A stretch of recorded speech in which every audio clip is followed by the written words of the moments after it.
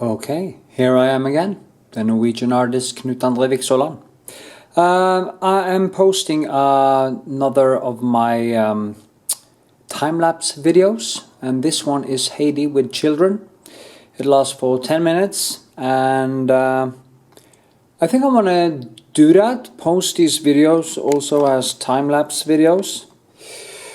And you find a link to the main file up there after the video, and you find the Patreon and the subscribe button and playlists. And I hope you like it and that you share my videos on social media, and give them a thumbs up and leave a comment if you like them, and stay cool until next time.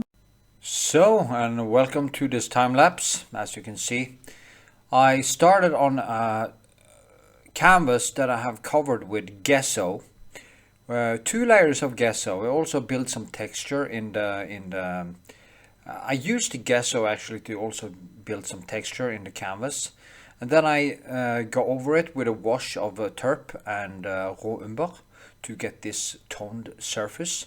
Then, as you can see, I start with the light areas, and I add usually thick colors are added as I go along in the light areas to create this sculptural effect, which I love working with.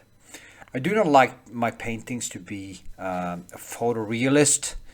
It's not what I'm after. I do, however, try to come as close to the subject matter I'm using, if it's a still life or model, or as in this case, a photo. I try to come as close as I can. As you also can see, I don't use any tracing.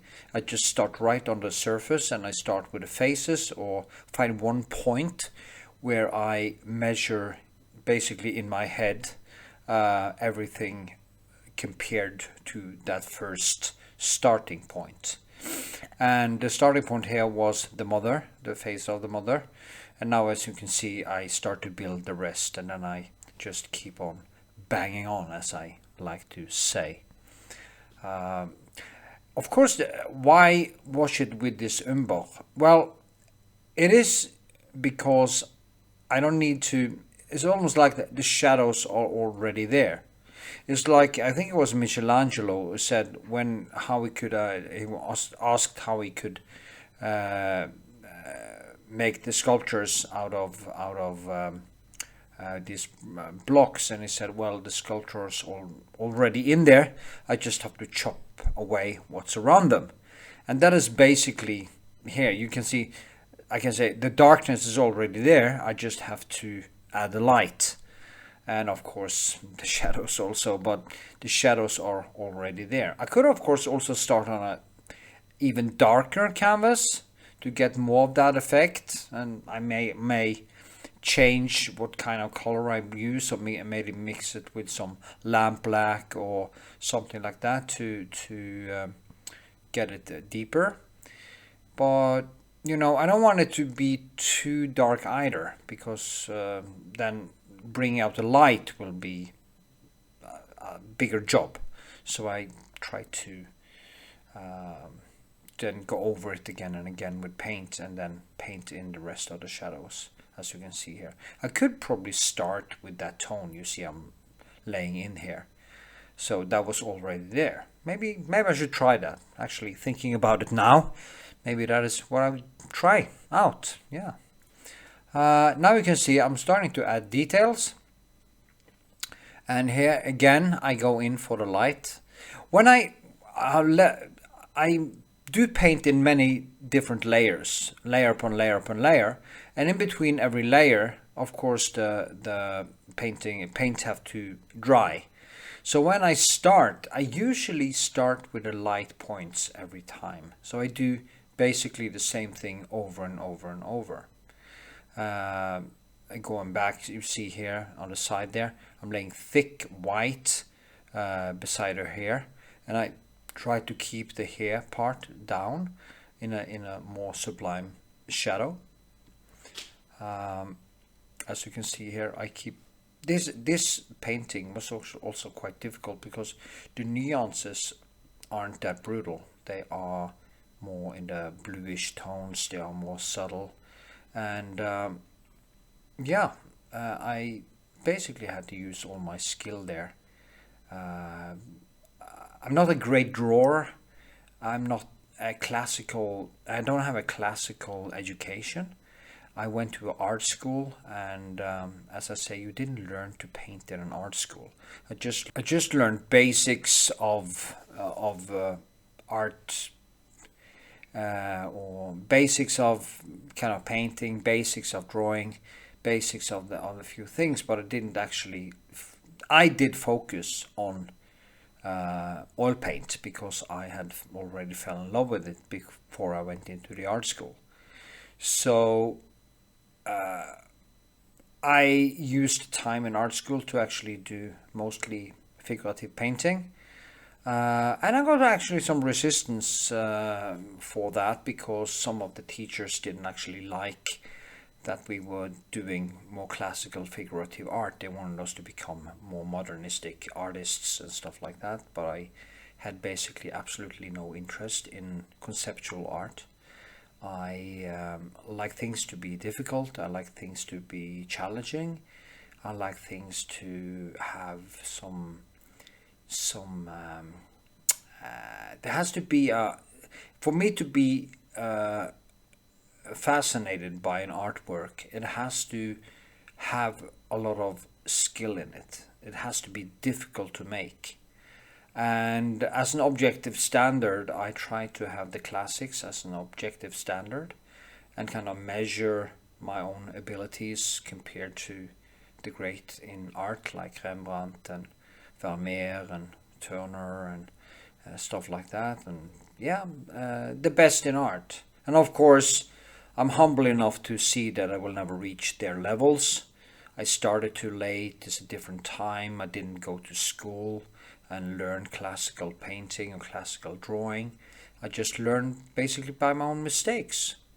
So, and that is actually something I would recommend because I can see many people who go into more classical schooling and they become almost there's very little subjectivity in a lot of the very rigid classical artworks. So I think that's my opinion anyway. You wouldn't be able to see, oh, this artist has done this and this artist has done that.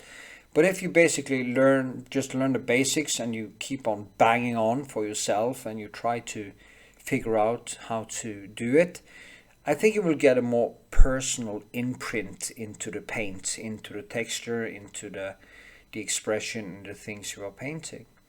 And I do have many flaws, but I think I have my own thing going, and that's what I'm told anyway. And also with the photographing I've been doing, I have figured out things how to make these photographs how they are with the lighting I use and the film I used, and so it was a lot of failing. I learned basically from failing.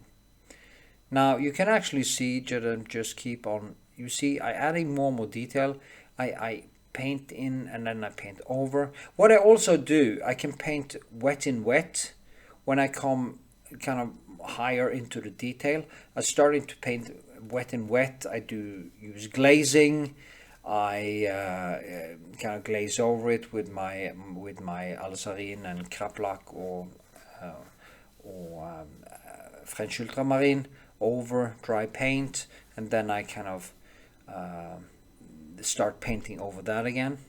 So that is how I do it. Here I add more shadows, then I go in over it again. I kind of add a shadow, then I go in with some white again, and then I just kind of try to get that smooth surface going. And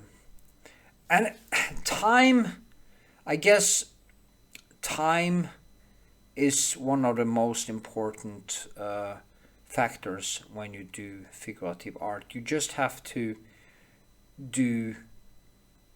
have I think you have to have a talent for patience. and I have a lot of patience. I'm able, if I like to do something, I am very limitless to how I approach things, and how it can be anything I like to do. It's always, I'm always taking it to the extreme, and I guess that is what I did when it came to painting, because I started out when I was 21. I draw like a 10-year-old, and I have a video on my YouTube channel where I actually show my old work and talk about this thing about talent. If I should say I had talent for something, it's talent for endurance, or talent for focus, or talent for the extreme, and that training, it can be anything I've done, always gone all the way, and that is so important to do, that you try to focus. And also with ADHD and stuff I have, it's also difficult for me to get started with my paintings and stuff. So. But here you can see some stills of the finished painting, and here you can see the face, and you see it's very painted when you come close to it. It's not as photorealistic as people think when they see it on a small photo. So, well, anyway, I hope you enjoyed this video, and I hope that you can give it a thumbs up, leave a comment, and also go to my Patreon and sign up for $1 or $5 or whatever you like, and I will do my best to teach you how to paint, if that is something you think I will be able to do. And with this, I of course hope to see you in my next video, and of course, yeah, and share it with your friends, and yeah, comment, and yeah, stuff like that. It's very important for the algorithm and stuff like that. Yeah, bye bye. Go to Patreon.